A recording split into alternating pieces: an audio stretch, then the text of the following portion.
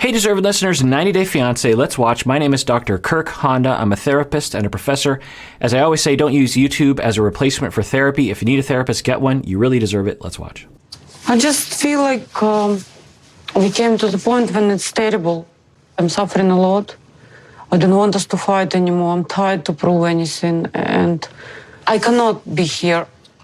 So you've taken it upon yourself to move to Julia's. I don't have anyone here. Apparently not even me, huh? All right, so it looks like Natalie is wanting to break up. She is bringing her friend Juliana for support. She is hanging out with her rat. Did we know she had a rat? I feel like maybe that was last season, not sure. And Natalie's saying kind of vague statements that aren't unusual when people are breaking up, saying things like, I feel like I'm not getting any support. This not really direct statements, but kind of indicating, I don't think that you like me, I think is what she's saying. And Mike is still in that place, what people might call the victim role, where he's saying, not even me. Like, there you go again, treating me like crap. When I think anyone watching, at least what we're seeing on the show, is that it's been a two-way street between the two of them. And so it's interesting that he has this mode that he goes into of, look at you, once again, treating me like crap, just abandon me for no reason at all. And even in a breakup situation, they're putting up walls. She is not being honest. He's not really being honest. But I don't know. Let's see if they can actually speak from the heart. Ах, ты такие хорошенькие, ах, ты такие пузюленькие, ай-яй-яй, ай-яй-яй, какой пушистый, ай-яй-яй, какие пуля. So it's interesting to hear people in other languages talking to their pets. And at first I'm like, ugh, but then I think, well, that's how me and the podwife talk to our pets. So it's just that I understand the words, at least in the baby talk that we talk to our animals. So I'm guessing me and the podwife look equally ridiculous, maybe particularly to people outside of, the English-speaking world, or maybe outside of those who actually speak that way to their animals.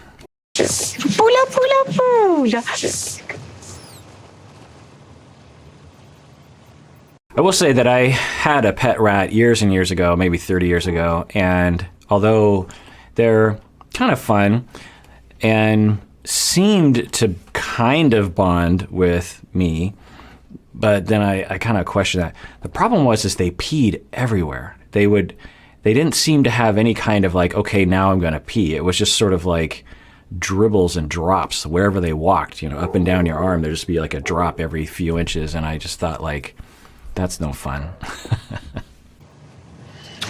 Whatever, get your I don't care. Whatever.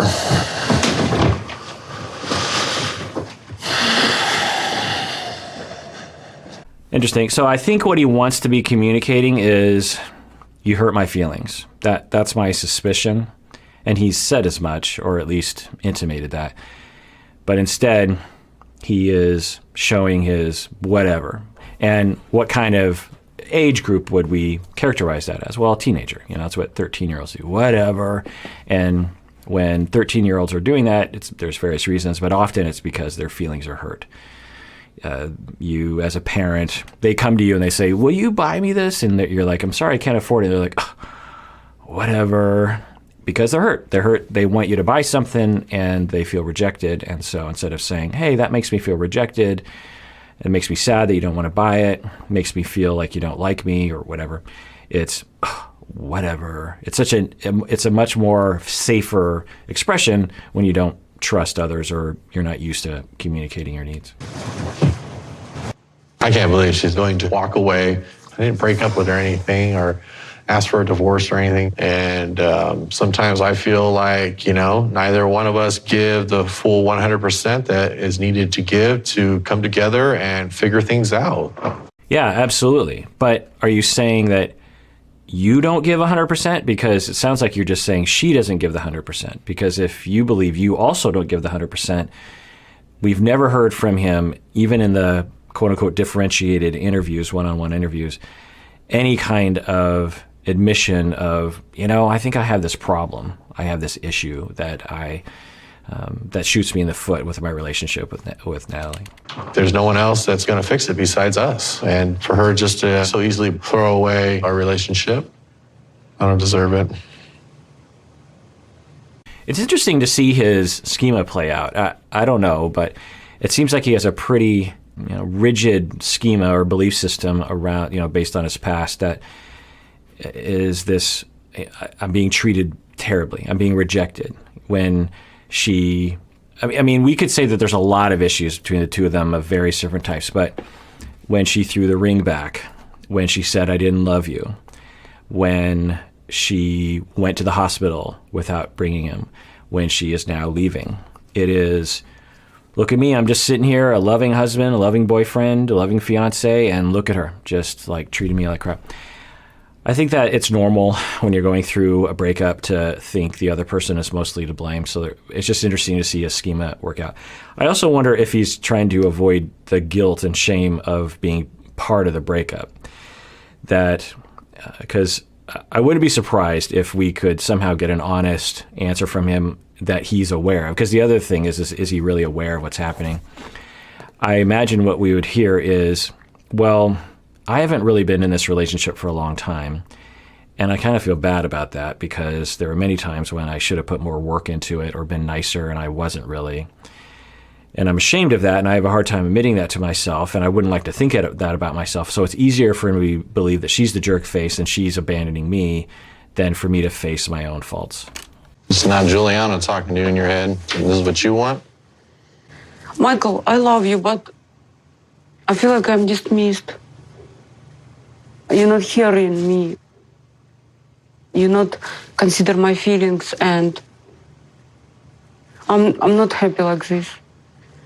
Yeah, I think that she's speaking from the heart. Now, let's see what he says. But honestly, do we want them to reconcile at this point? I don't know. But let's see what he says. I'm guessing, because we've seen this before, and unless they have super healthy conversations, I'm guessing something's going to go wrong. So for her, she could have opened it up differently, and she could have said something like, I don't know what happened, I love you, but I don't know what's happened between us. I don't know if I'm doing something. I don't know if you're doing something. I don't know if we're triggering each other. If she would have said something like that, I'm guessing that, but I don't know what Mike would have done with that. So I don't know. So she just said, I feel like I love you, but you discount my feelings. Now, I don't think Mike is going to respond well to that. In the past, what Mike will do is, well, what are you going to do? Or, well, it's a two-way street. And then she would apologize, and then they would tentatively get back together. So I think since she has like 9 toes out of the door, he's going to respond in that kind of blank way. And then she's going to leave. I don't know, but let's watch. This is not the right way to make a change. It's either you're in or you're out.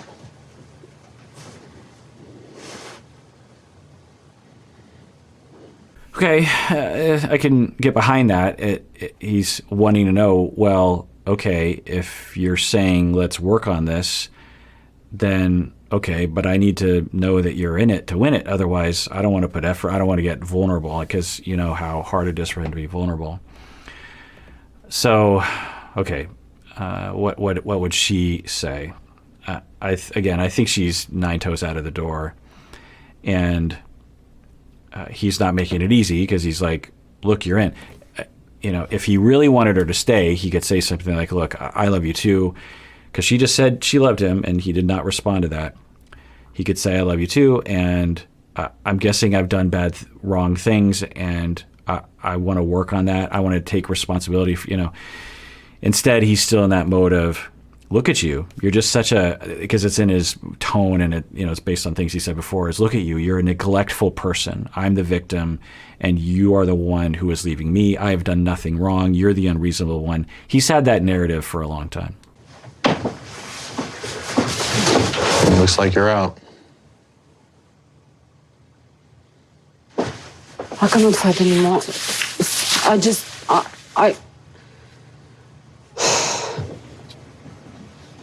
Whatever. Right. So that's what I meant by that blank response. Whatever. Even though it's clear that he deeply cares, that he's deeply the opposite of whatever. And that's the avoidant way, which is whatever. And you convince the self as well. I'm fine on my own. I don't need anyone.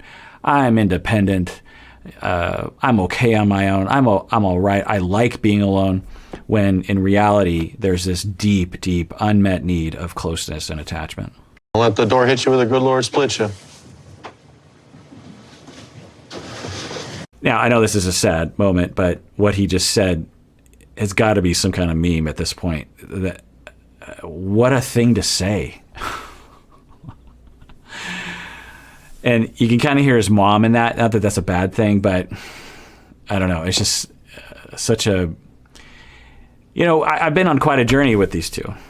Y'all asked me to... Or no, you didn't ask me to watch this couple. The reason why I started watching this couple was because... Well, maybe some of y'all asked me to watch this couple, but I started watching them because last season they were on... was it just the regular 90 Day Fiancé? What are we watching right now? This is Happily Ever After. I lose track, but...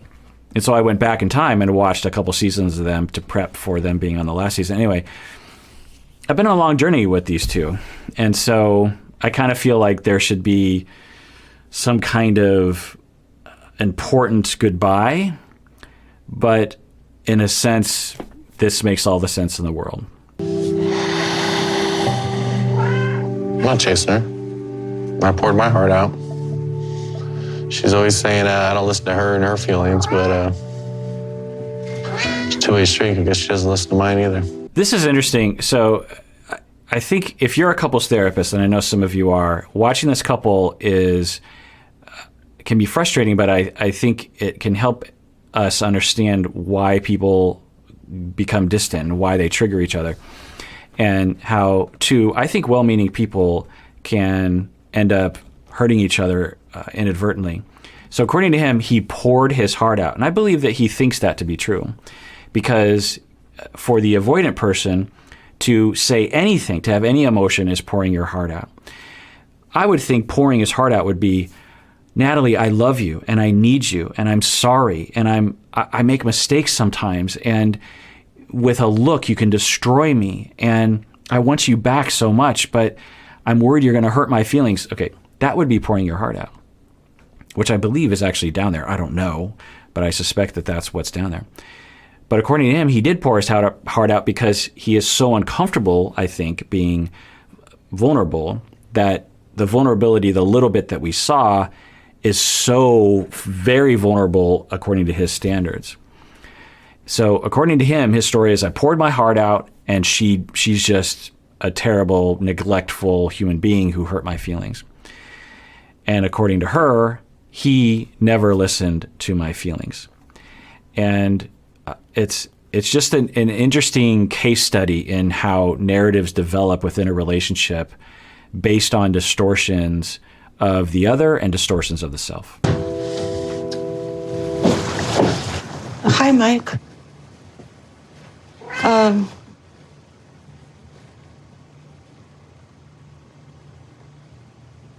Can I use the bathroom? Yeah. Thank you. Makes sense, honestly. The drive from Seattle to Sequim and back, yeah, you're going to need a bathroom break and that the hours of driving. So it makes sense. Awkward, but makes sense. Use the bathroom. Take my wife. It's all good.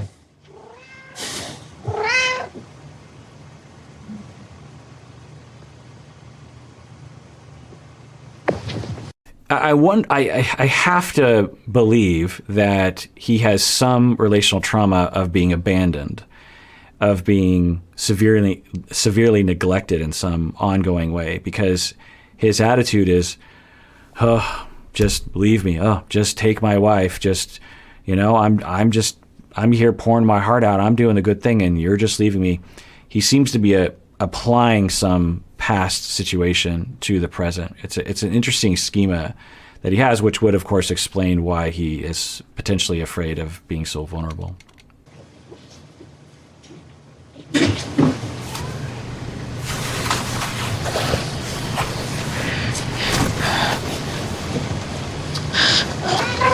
hold for yourself, okay? You can always call to me. Wow. She is a nice person with good intentions and going out of her way. So it's good to see that. We don't see this kind of behavior often on the show, and what a genuine, loving, uncomplicated gesture that she is. She's seeing through the wall and seeing the pain and cares and reaches out. So, good for her.